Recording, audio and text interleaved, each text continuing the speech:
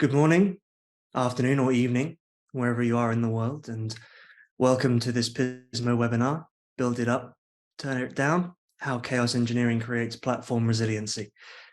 Presenting the topic today will be Daniela Binatti, co-founder and chief technology officer at Pismo, and Mauricio Galdieri, software architect at Pismo. I'm Alex Hamilton, content strategist at Pismo, your host and moderator. What is chaos engineering? How does it help firms expect the unexpected? And how does breaking things on purpose create a more secure and resilient infrastructure? These are the questions we'll be answering today. But before we begin today's presentation, I just need to go over a few little housekeeping rules.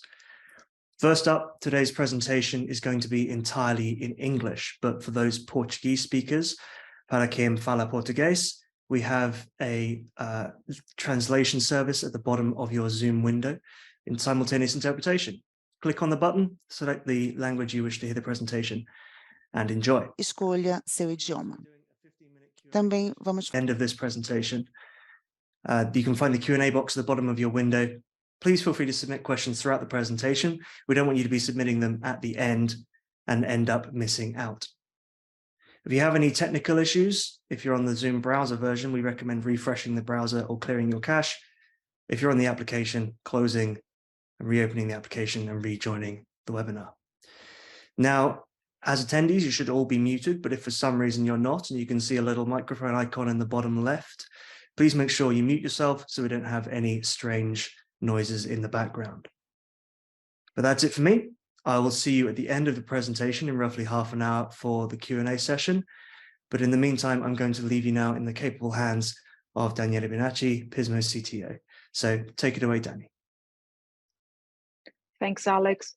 Hi, everyone. Thanks, everyone, for taking the time.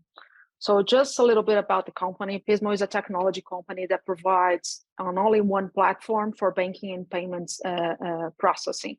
So everything starting from core banking, going through card issuing, lending products, corporate banking, digital wallets, and seller management.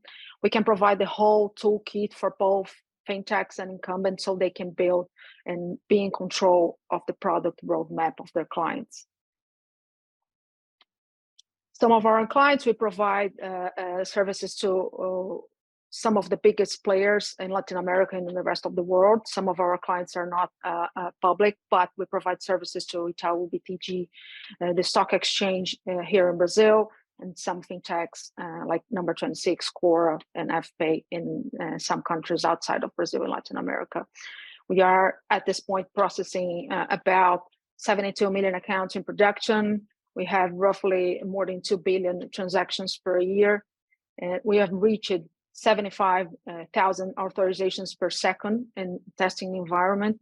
And we are now handling over $200 billion in transactions per year.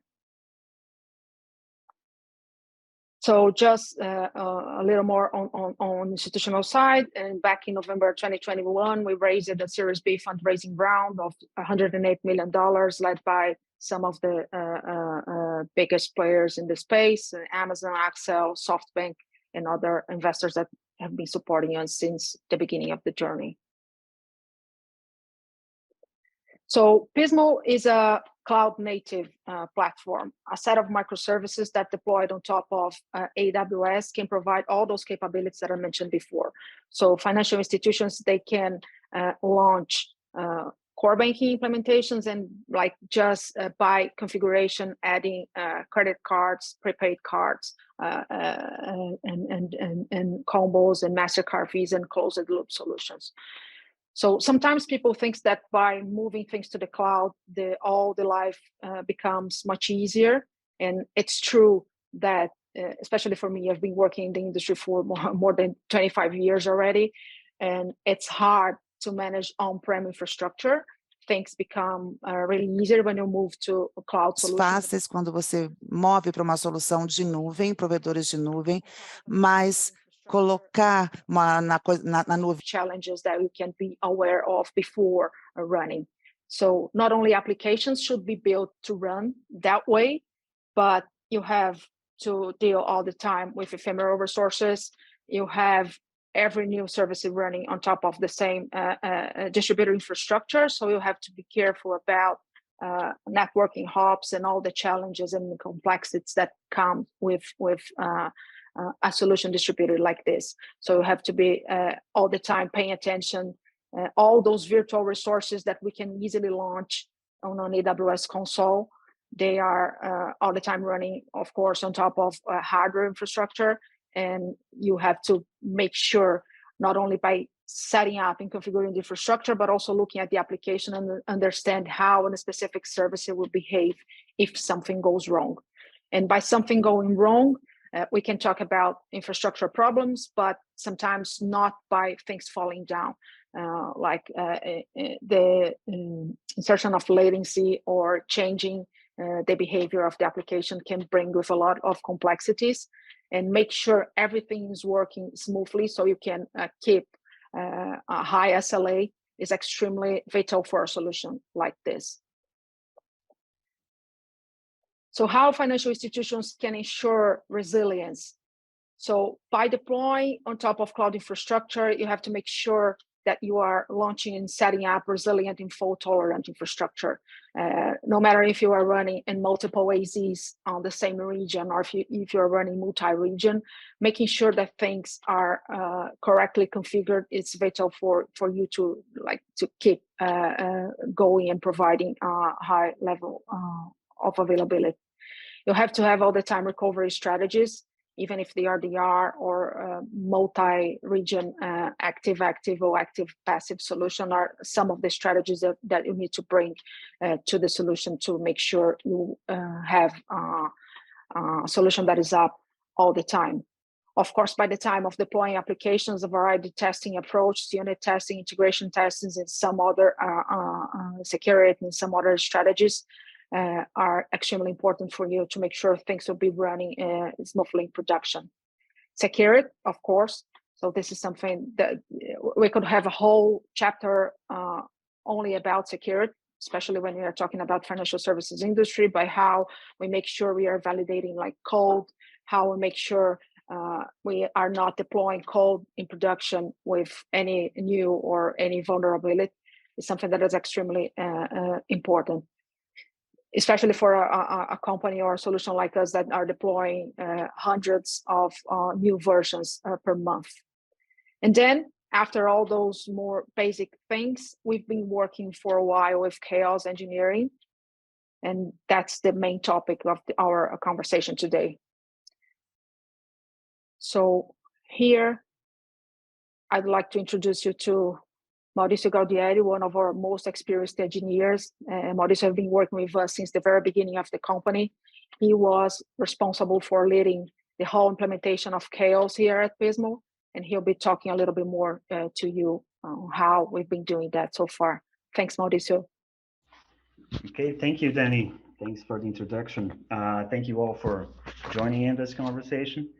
As Daniela said, building a distributed system comes with its own complexities. And there are a few complexities that, there are a few things that we take for granted coming in from a non-distributed world. So usually when we build those things, we build those distributed and microservice-based systems, we kind of believe that things like networks are reliable, for instance, and networks communications aren't reliable at all. You can have unexpected latencies. You can the other side of the communication may be down or may be down temporarily, and as soon as you start connecting things start getting more complex, and those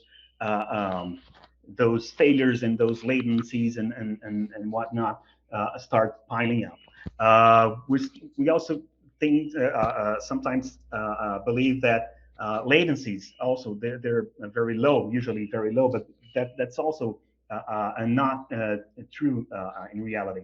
Latencies can vary a lot between across different communications and so on.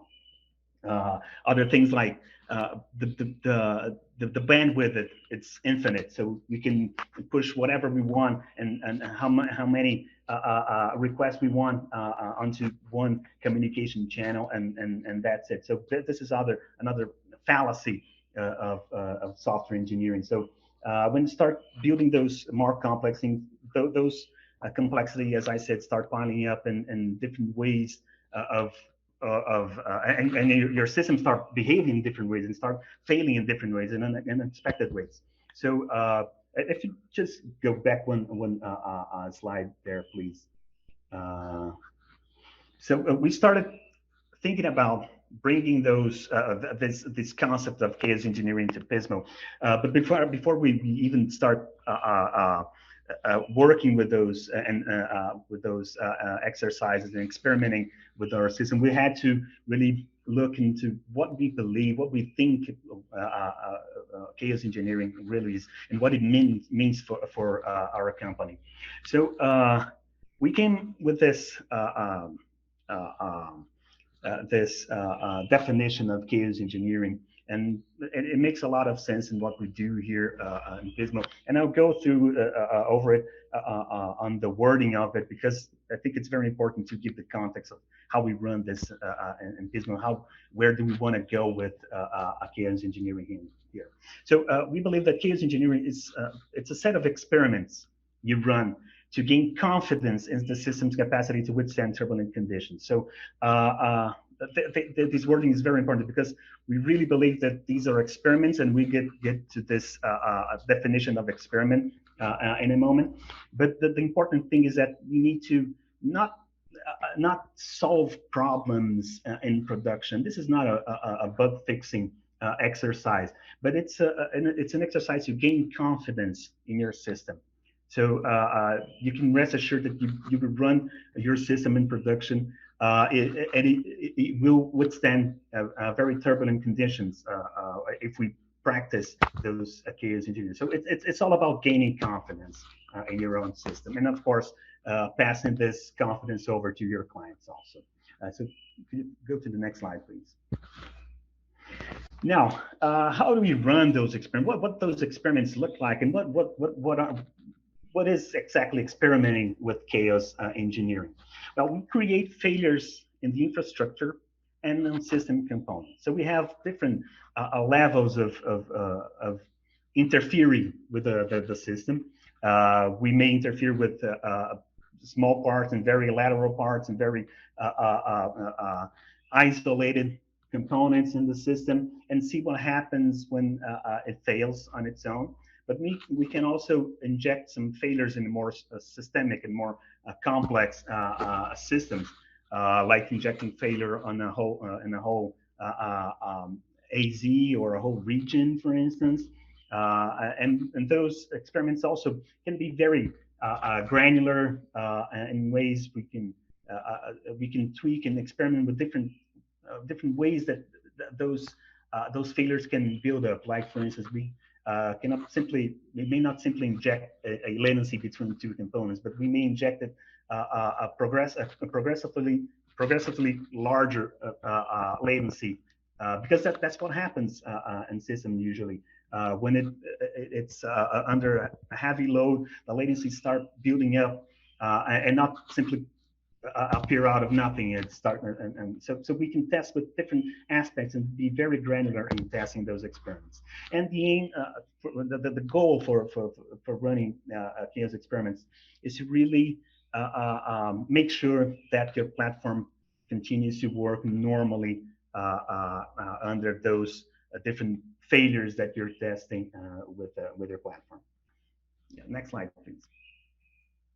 Well, on the more practical side, we have different ways of injecting failure in the system. We can say, at a most basic level, purposefully deploy a faulty application and see what happens. We could, for instance, go into our AWS console and turn one policy down and see what happens also. So there are different ways we can interact with the platform and with our system and see and try and see what happens. But this, although it has value in doing so, we need a more structured way to perform those experiments and in a more repeatable way, and also very importantly, a more controlled way of doing this. So we tested different tools to work with chaos engineering, and we found this Gremlin tool. This is what we use here for most of our chaos experiments. And the thing about this tool is that it is very powerful, but at the same time, it offers a very structured way to perform those experiments. You can save your past attacks and failure scenarios and repeat them, and you have a chance to write down what you see in response of those attacks. You can connect your observability tools to it. There's a way to, and this is also very important, there's a way to bail out the experiment and cancel and abort it if you see that it's disrupting the system too much.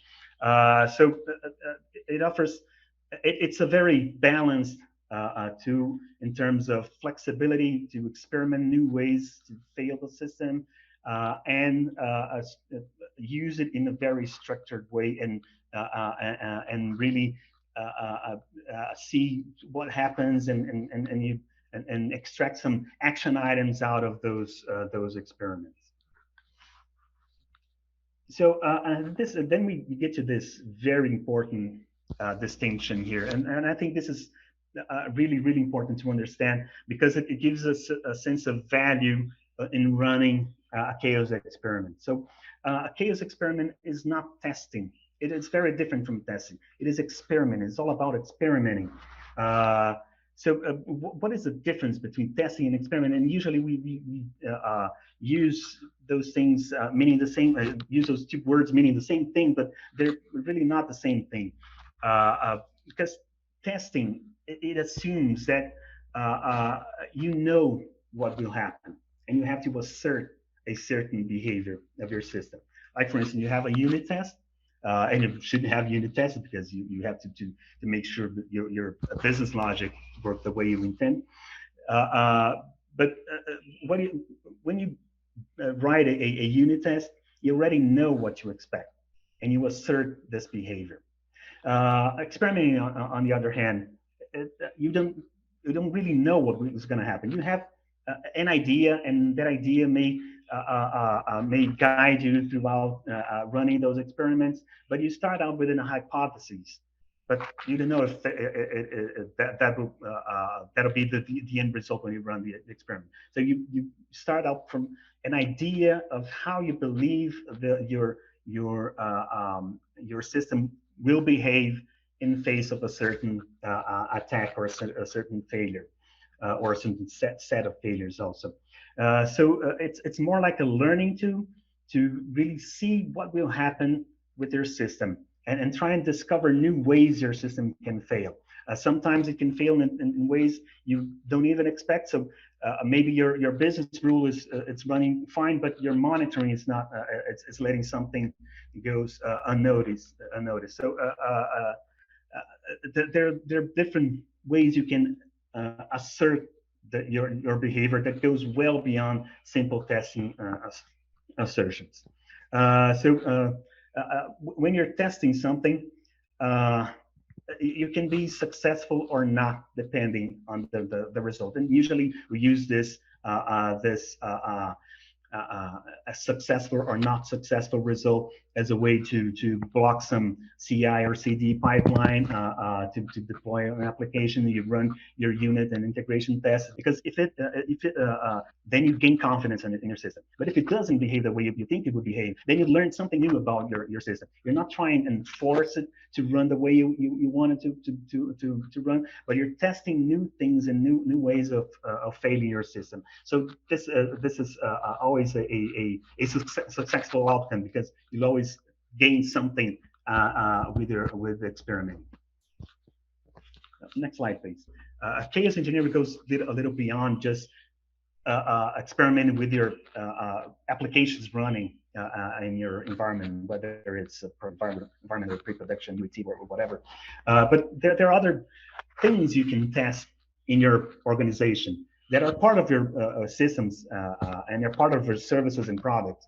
Like for instance, let's say during an incident that may not be that major incident, but let's say during an incident, uh, key people cannot communicate with each other. Let's say, I don't know, maybe Slack is down, or maybe if you use WhatsApp or any other way of communicating, this service is down and you cannot communicate, and you cannot coordinate an effort to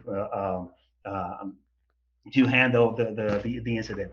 This is a form of chaos engineering also. What should we do when we cannot communicate and coordinate things across the organization? This goes beyond just your running applications. And companies like Google do this frequently with different ways of testing different scenarios or different failure scenarios or catastrophe scenarios also. As you all know, Google's headquarters is in California, which is a geographic region that is prone to or have a high risk of earthquakes, for instance. So they test things like what happens if there's an earthquake and everybody at Google's headquarters get cut off in terms of communication. You cannot communicate. They're unreachable.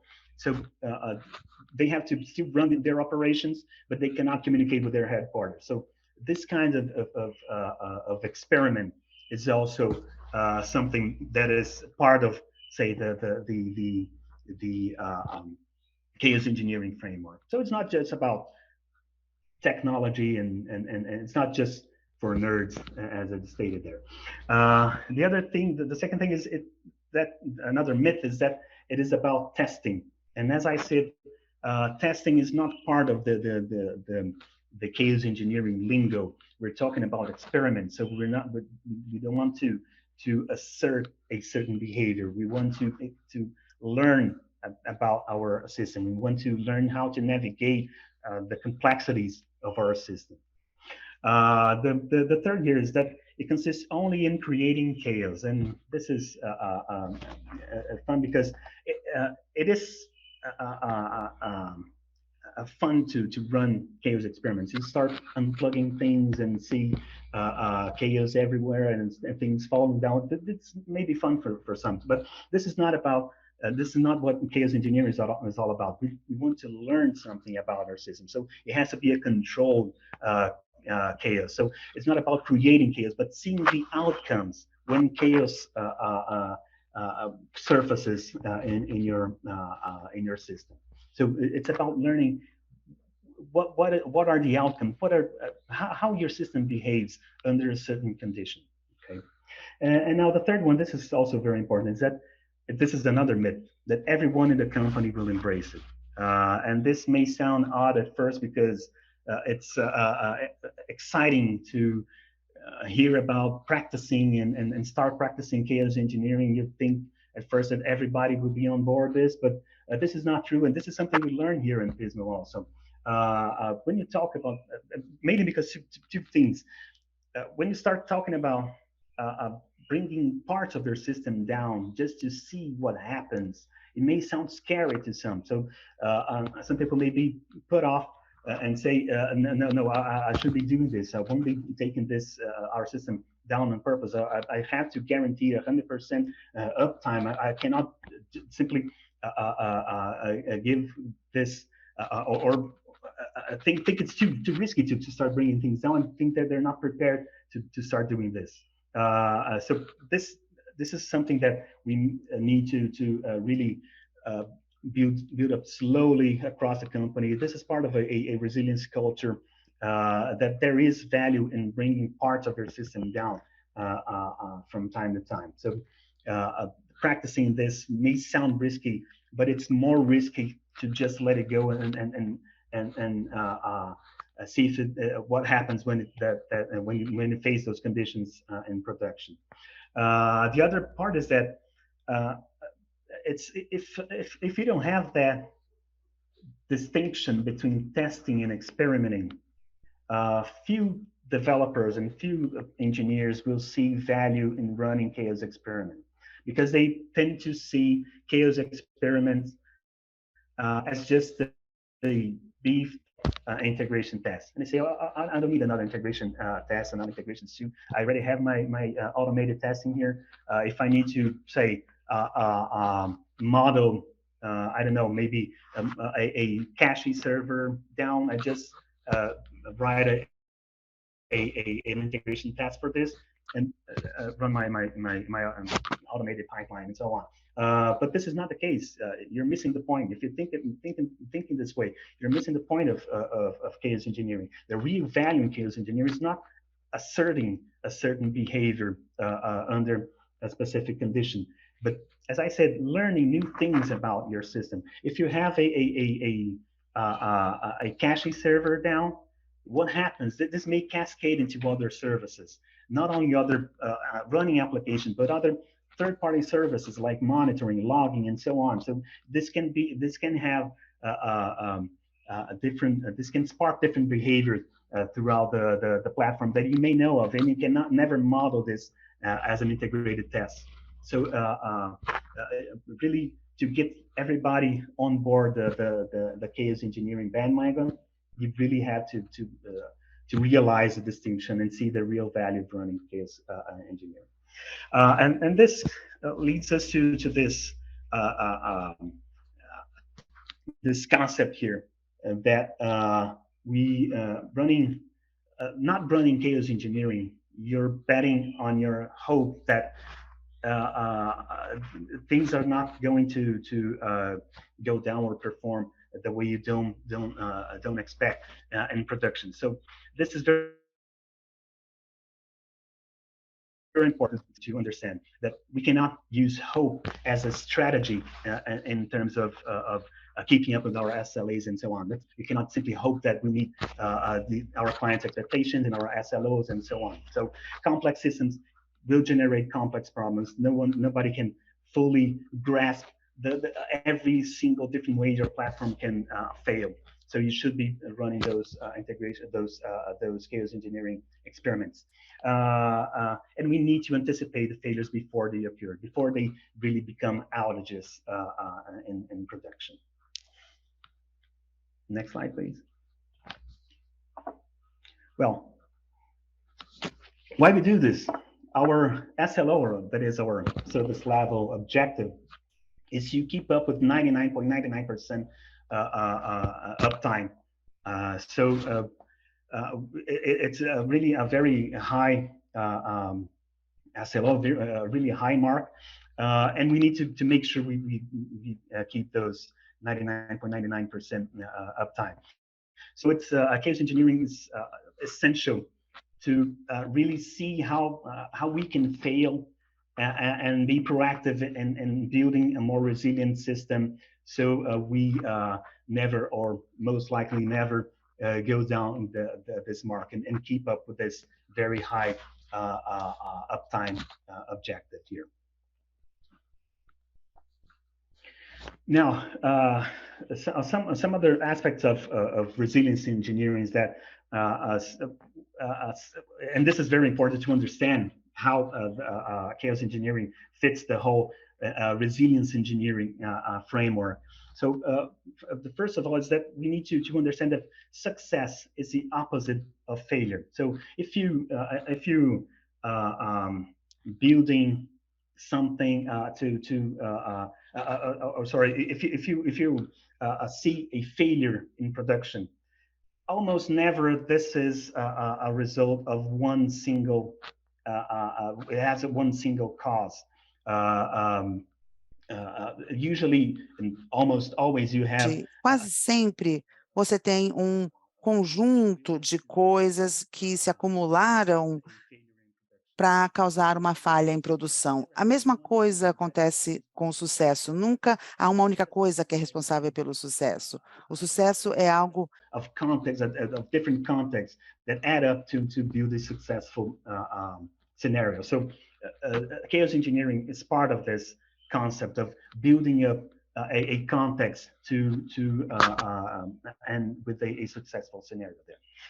So in this sense, the same way that we try and minimize the chances of a failure and try and build a culture around our engineering to minimize the chances of a failure, we should also build a culture, or part of this culture should also build a context to maximize your chances of success. And chaos engineering is definitely is part of this context of building up successful outcomes. And now here for two things that if we have to give two advices here, that'll be these two things. I think these are the most important parts to go into production the more practical way. The first one is to automate your process as much as you possibly can. Manual interventions are error prone, and you cannot just rely on manually running your experiments or aborting your experiments, for instance, running those experiments in production. So you have to automate those your processes, whether it's your pipeline, your CI/CD pipeline, or if it's running the chaos engineering experiments themselves. So you have to have the confidence to run those experiments. As I said, it's all about building confidence. So you also have to have confidence in the process itself. So automating it is the easiest way, the more straightforward way to build confidence in your system. And it also gives you other things like audit trails and peer reviewing, for instance. So you gain all of this by automating your processes. The second thing is know your error budget. And what is this error budget concept? Well, let's say you have an SLA of 99.9% with your client. And the math won't add up, but I'm just using this as an example here. But let's say this 99.9% means that you may be, by agreement with your client, you may be 5 minutes out of service or down with your service down per month. Okay, so of course you're trying to aim for 100%. You don't want to be down 100%, but in your contract you're saying that you may be down 5 minutes per month. So you should use these 5 minutes as an investment in your resilience processes and so on. So you could take part of this. Of course, it won't take the whole 5 minutes because you have to have some room for other unexpected behavior and so on. So let's say you take like 2 minutes of those 5 minutes, and those in these 2 minutes a month, you invest this 2 minutes a month to run your experiments, your chaos experiments, and really take parts of your system down in these 2 minutes per month. At first, it seems odd because you're saying to your clients and to yourself that you will take parts of your system down a few minutes or a few during a period in a month. But this is really the smart thing to do, because you cannot expect to have these scenarios that you're experimenting with during those 2 minutes. You cannot expect this to not happen in production, because they will happen. Your system is growing more and more complex as you build new services and new features and so on. So those failures will happen in production. So you have to practice them in a controlled manner and use those say 2 minutes as an investment in resilience in your platform. So you won't be down for like 1 hour, 2 hours, or even worse. So you can see these 5 minutes or 2 minutes as your budget, your error budget to reinvest in your resilience processes. Now, in the end of the day, why we do all of this? Well, we do this so we can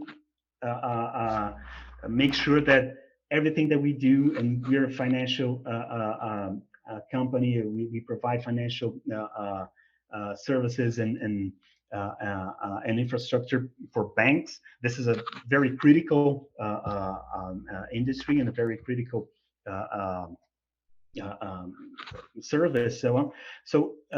We have to make sure that everything will run smooth in the end of the day, and we can I don't know, we can everything will expect it'll go smoothly and expected, and everything will happen almost instantaneously, and no surprises and no unknown and unexpected behavior, so we can rest and at the end of the day we can go to sleep without worrying that our system may be down and won't resist some failure scenario. Okay, so I think that's it. Great, fantastic. Well, I have to say, I absolutely love this subject. Mauricio knows especially because I've bugged him about it a lot in the past few weeks. We've had some questions come in during the presentation. We have a little bit of time to answer some of them. I'll go through them now. But remember, you have a little bit of time to submit your own. I will endeavor to answer any after the webinar as well. In the meantime, we also have a set of downloadables you might be interested in. Feel free to scan the QR codes we're putting on the screen now to pick up whatever you want to grab. So first question, I think I'll put this to Danny. When it comes to deploying something like chaos engineering, which it's fair to say is not very well understood or sometimes misunderstood, how do you deploy that across a company culture and ensure that people understand where you're going with it? This is a very important question, and it's not easy because, as I said, it's all about the culture. I think the way that you structure engineering teams make some adoptions like this easier. So, for example, we don't have like some traditional institutions, we don't have like a command center or an operations center that is 24/7 in charge of making sure the system is working. So the way that you make engineers accountable for what they are doing and paying attention and worried about the outcome is by with the concept of you build it, you run it. So every product engineering squad within Pismo, they are in on-call rotations. They are in charge of supporting and taking calls if something goes wrong with the system. And as anyone wants to be paged or work at night or work during the weekends, usually this is something that it's easily adopted because they want to make sure that they will be working only for the period that they need and not being like kind of bored during weekends or overnights. So it's all about the structure, the org design, how people interact, and how the squads are accountable for what they are, the code they are deploying in production. Fantastic. Okay. Well, I think I can probably squeeze one more question in, this one to Mauricio. Someone's asked us, how often do you, as in Pismo, do chaos tests, and what is the normal scope?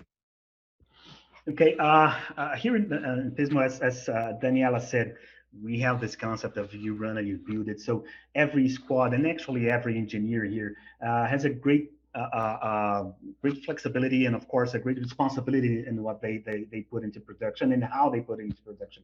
So this is pretty much left to the squads to decide how often they want to run those experiments and what is the scope of those experiments. But we have here let's say two levels of running those experiments.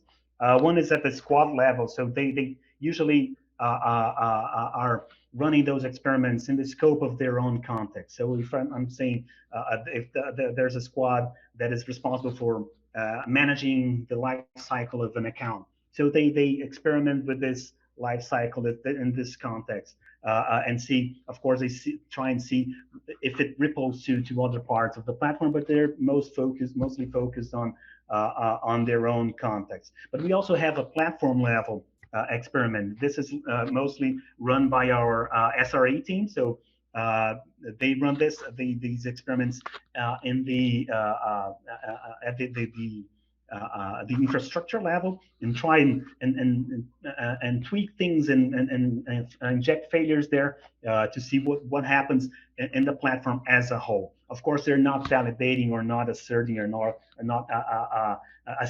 assuming any business logic, because this is mostly left to the squads, to the development squads. So, but there are two kind of levels. Of course, again, there is some intercommunication because one may interfere with another. So we have to have a holistic approach when you're, even if you're running your experiment in your own context. You have to be open to see things happening in the platform as a whole as well. But mostly this is the frequency is left to the squads to decide.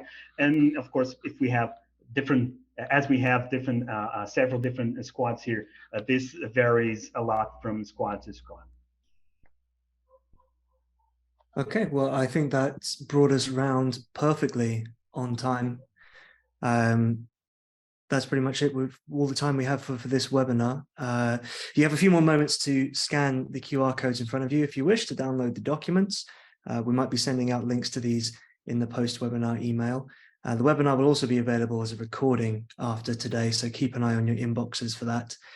I want to thank Danny and Mauricio for their incredible presentation and their expert knowledge. I want to also thank the team behind the webinar for it running smoothly, and to you in the audience for watching and submitting great questions, which we'll get around to when we can.